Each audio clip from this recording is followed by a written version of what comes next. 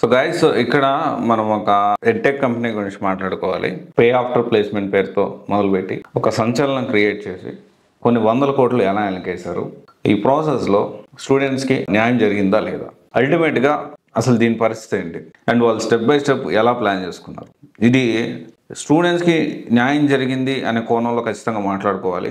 And at the same time ఒక success story ఇది. And ఇప్పుడు సక్సెస్ స్టోరీ అని ఎందుకు అంటున్నానంటే, in terms of all other things, ఇక్కడ మనం కొన్ని విషయాలు మనము ఈ సక్సెస్ స్టోరీ ద్వారా మనం నేర్చుకోవాలి. అండ్ పేరు అనేది అప్రస్తుతం, but you will came to know ఎవరు ఏంటి అనేది మీకు కూడా అర్థమవుతుంది వింటే.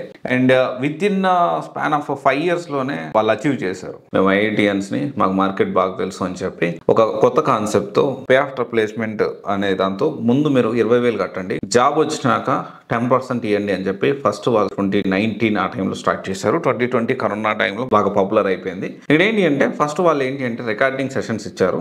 అండ్ మేము ఐఐటి నుంచి వచ్చాము, ఇండస్ట్రీ గురించి బాగా తెలుసు అని చెప్పి ఫస్ట్ 20,000 తీసుకున్నారు. 20,000 అంటే ఓవరాల్ కోర్స్ ఫీజు 50,000 60,000 అనుకుంటే, ఒకవేళ మొత్తం పే చేయలేకపోతే 20,000 పే చేసి జాబ్ వచ్చినాక 10%తో మీరు పే చేయండి అని చెప్పి ఫస్ట్, అంటే జాబ్ వచ్చిన దాంట్లో ఆ ప్యాకేజ్లో నుంచి సిటీసీలో నుంచి ఒక 10% పే చేయండి అని చెప్పి అగ్రిమెంట్ రాసుకుని ఆ విధంగా తీసుకున్నాం. అది ఇక్కడ ఏం జరిగిందంటే, ఈ స్టార్టింగ్లో కొంతమంది జెన్యున్గా జాబ్స్ ఇప్పించారు. ఆ తర్వాత ఈ జాబ్స్ కూడా చిన్న చిన్న కంపెనీస్లో, ఊరు పేరు లేని చిన్న చిన్న ఎక్కడో నార్త్ సైడ్ తెలియని కంపెనీస్లో జాయిన్ చేయించారు.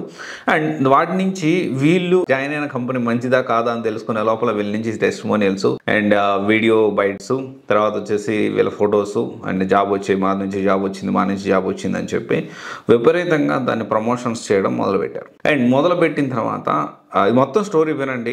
ఇక్కడ ఎంతవరకు స్టూడెంట్కి న్యాయం జరిగిందో ఖచ్చితంగా మనం మాట్లాడుకుందాము. అయితే ఇదంతా జరిగిన తర్వాత నెక్స్ట్ ఏం చేశారంటే, వీళ్ళందరినీ ప్రమోషన్స్ చేసుకున్నారు. ఇది కనుక్కునే లోపల 2.0 అన్నారు. ఇంకా అడ్వాన్స్గా ఈ సిచ్యువేషన్ తగ్గట్టు, అంటే ఈ మార్కెట్ని తగ్గట్టు వాళ్ళని వాళ్ళు ఎవాల్వ్ చేసుకుంటూ మళ్ళీ 3.0 అన్నారు, తర్వాత 4.0 అన్నారు. అండ్ అటు తర్వాత కొంచెం regarding classes and huge crowd అయిపోయారు. అండ్ డౌట్స్ క్లియరెన్స్, అందరికీ ఇప్పుడున్న మార్కెట్, జాబ్ మార్కెట్కు బాగాలేదు కాబట్టి కొంతమంది ప్లేస్మెంట్స్ వస్తున్నాయి, కొంతమందికి రావట్లేదు.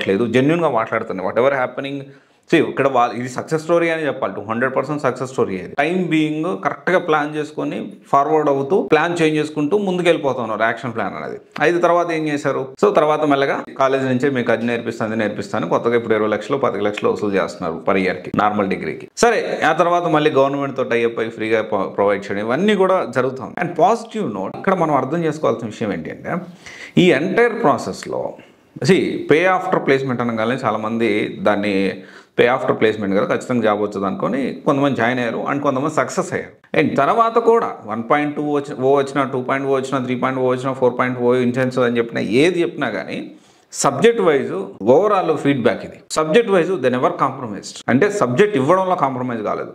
మేబీ కొంతవరకు ఈ డౌట్స్ క్లియరెన్స్లో లాగింగ్ ఉండొచ్చు, బట్ వేరే ఇతరత్ర దాంట్లో లాగింగ్ ఉండొచ్చు, లేకపోతే ఈ ఇంత హైప్ ప్రమోషన్స్ విపరీతంగా చేసుకున్నంత రియాలిటీ లేకపోయి ఉండొచ్చు. కానీ ఓవరాల్గా ఏంటి అంటే కంటెంట్ వైజ్ మాత్రం ఎలాంటి రిమార్క్ లేదు. చాలా మంది స్టూడెంట్స్ ఈ మాట నాకు చెప్పారు ఆ ఇన్స్టిట్యూట్ గురించి. అండ్ ఇక్కడ ఏంటి అంటే, సక్సెస్ అయిన వాళ్ళు కూడా వాళ్ళు ఇచ్చిన కంటెంట్ని ప్రాపర్గా యూటిలైజ్ చేసుకొని సబ్జెక్ట్ నేర్చుకున్న వాళ్ళు సక్సెస్ అయ్యారు. అండ్ ఇక్కడ వాళ్ళు కూడా సక్సెస్ అయ్యారు. They are also very successful. And ఈ 5 yearsలోనే కొన్ని అసలు ఎక్కడి నుంచి ఎక్కడికో వెళ్ళిపోయారు, 100 కోట్లు సంపాదించేశారు. And IITians definitely it is very good thing. ఇక్కడ ఏంటి అంటే క్వశ్చన్ మార్క్ ఏంటి అంటే, చాలా మంది మాకు అన్యాయం జరిగింది, మాకు ఏదో జరిగిపోయింది, మోసం జరిగింది, లేకపోతే ఇబ్బంది జరిగింది అని అనుకునే వాళ్ళు చాలా మంది స్టూడెంట్స్ ఒక్కటే విషయం అర్థం చేసుకోవాలి. అదే ఇన్స్టిట్యూట్ నుంచి సక్సెస్ అయిన వాళ్ళు కూడా చాలా మంది ఉన్నారు. మీరు ఎందుకు సక్సెస్ దాంట్లో లేరు? అండ్ ఇది స్కామా లేకపోతే ఇంకొకటి అంటే, మనం స్కామ్ అనుకుంటే స్కామే, లేదు వాళ్ళ బిజినెస్ టాక్టిక్స్ వాళ్ళు కరెక్ట్గా ప్రాపర్గా ఇంప్లిమెంటేషన్ చేసుకుని implementation. It is all about మనం ఎలా థింక్ చేస్తాం అనే దాన్ని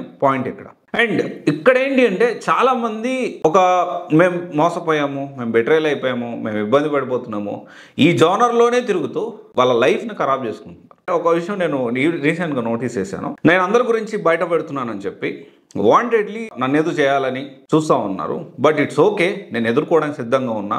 అండ్ ఏది ఏమైనా కానీ మనమైతే ఆగేదే లేదు, ముందుకే వెళ్తూ ఉంటాము. ఇది జరుగుతాయి, ఇలాంటి ఇబ్బందులు నాకు ఎదురవుతాయని నేను ముందు నుంచి ఊహిస్తూనే వచ్చాను. ఎందుకంటే మనం మంచి చెప్తా ఉన్నాం, నలుగురికి ఒక అవేర్నెస్ క్రియేట్ చేయడానికి ప్రయత్నం చేస్తూ ఉంటాం. డెఫినెట్లీ మోసం చేసే వాళ్ళందరూ రెడీగా ఉంటారు, ఏదో ఒక దాంట్లో మనల్ని ఇబ్బంది పెట్టాలి అని.